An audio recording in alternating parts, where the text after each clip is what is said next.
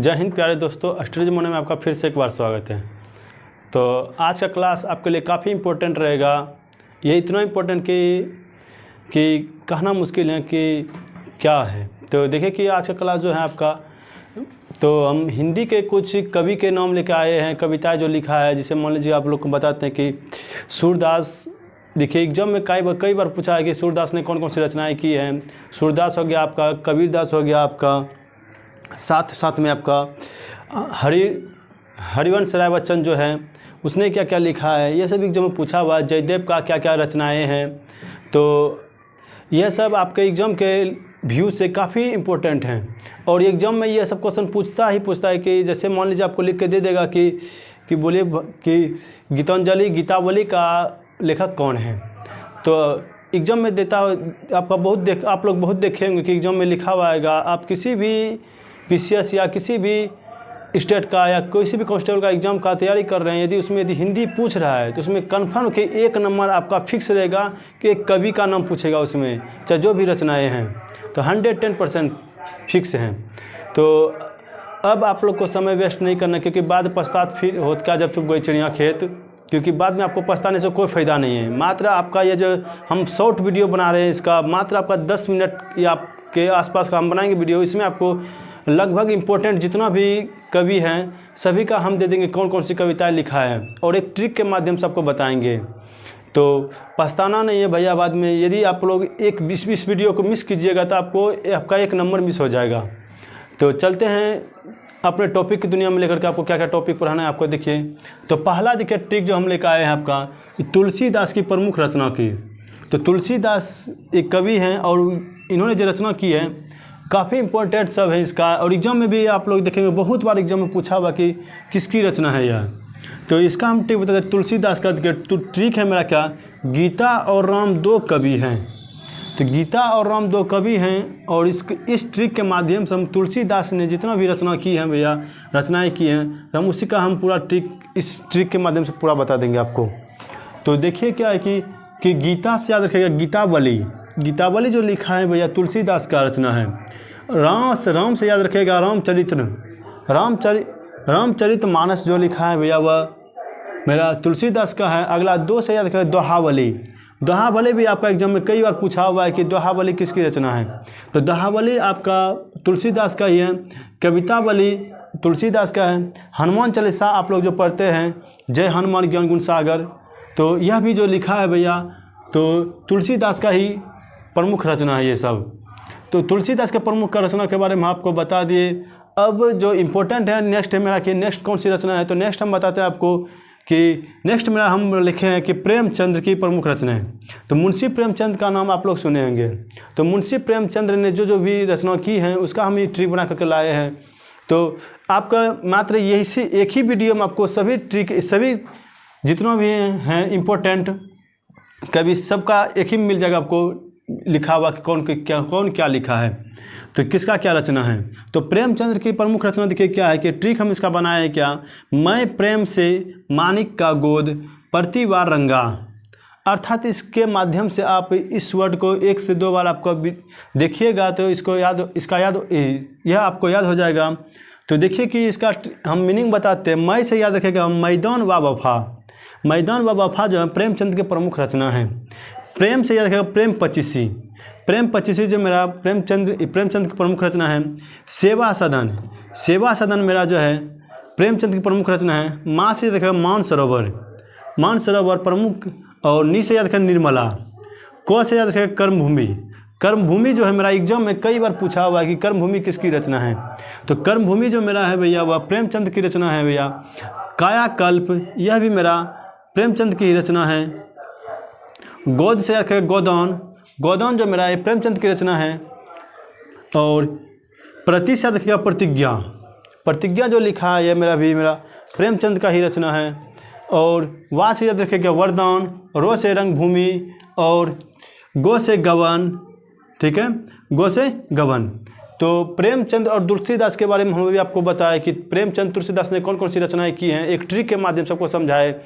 तो यदि इसको आप याद करना चाहते हैं तो एक बार इसका स्क्रीनशॉट ले लीजिए, बाद में इसको 2 बार देख लीजिएगा। एग्जाम में जाने से पहले आपको भैया 110% देखना ही पड़ेगा, नहीं तो बाद में पछताने से कोई फ़ायदा नहीं होगा भैया कि मेरा 1 नंबर छूट गया। यदि हम काश एक वीडियो हम इसका देख लेते तो मेरा 1 नंबर बढ़ जाता, बाद में पछताने से कुछ नहीं होता है।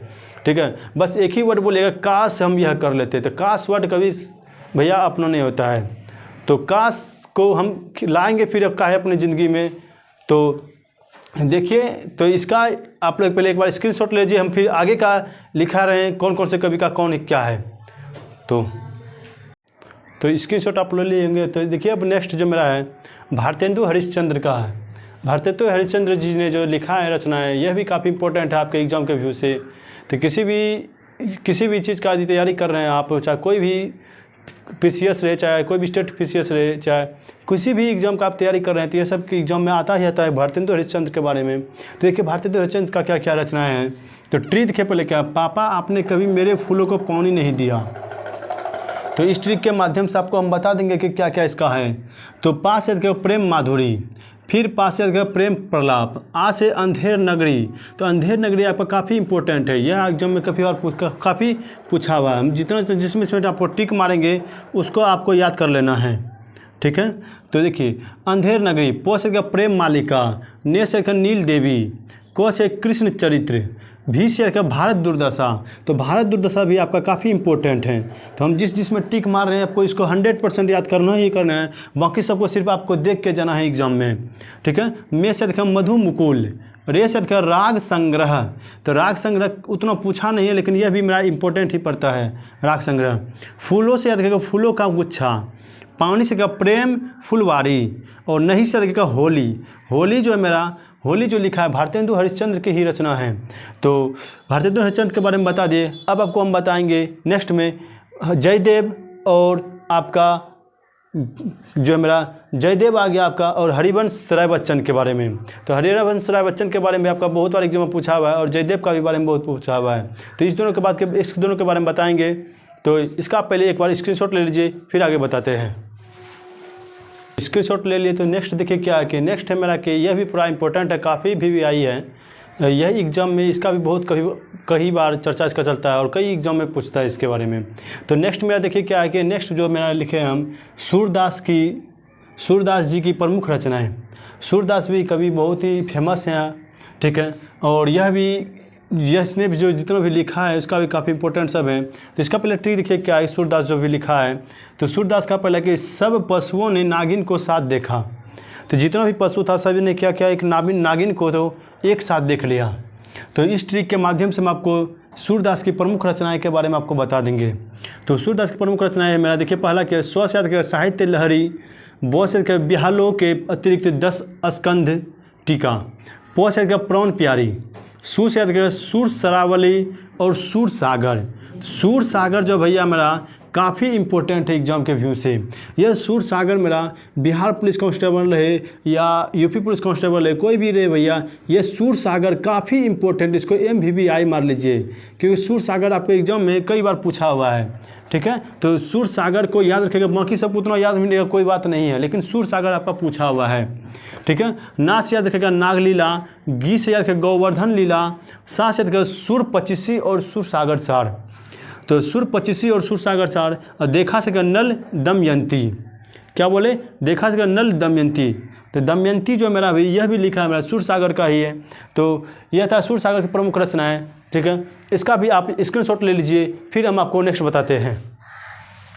तो नेक्स्ट है मेरा देखिए क्या, हरिवंश राय बच्चन की प्रमुख रचना है।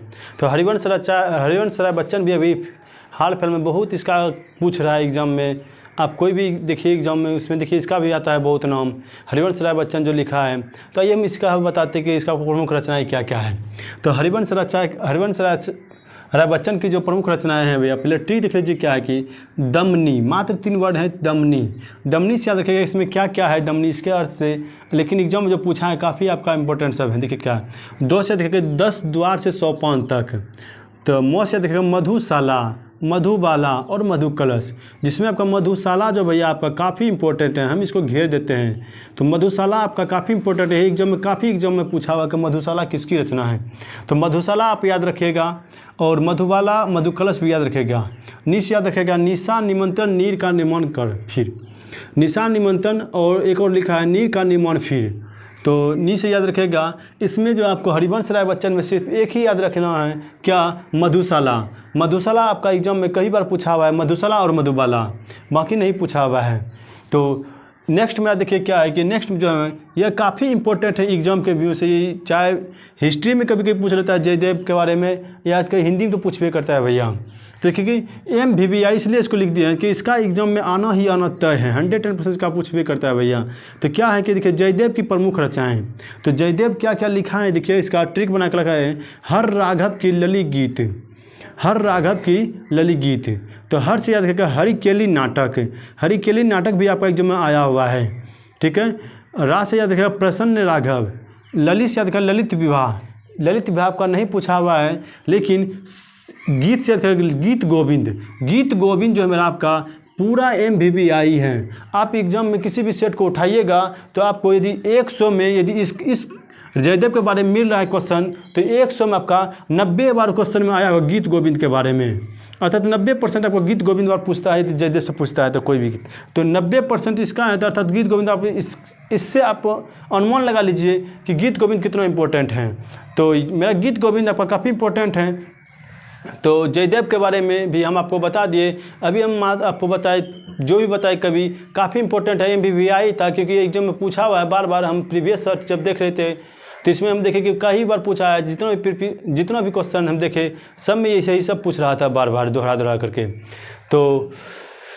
तो यह था मेरा आज का सेट। यदि आपको सेट अच्छा लग रहा है भैया तो एक लाइक तो बनता है भैया, एक लाइक देके जाइएगा, ठीक है। और चैनल को भी सब्सक्राइब नहीं किए हैं तो चैनल को भी सब्सक्राइब कर लीजिएगा और दोस्तों को भी शेयर कर दीजिएगा, क्योंकि यह एग्जाम के व्यू से काफ़ी इंपॉर्टेंट है। तो इसी के साथ हम आज के सेशन को यहीं पर समाप्त करते हैं, मिलते हैं नेक्स्ट सेशन में। इसी के साथ जय हिंद।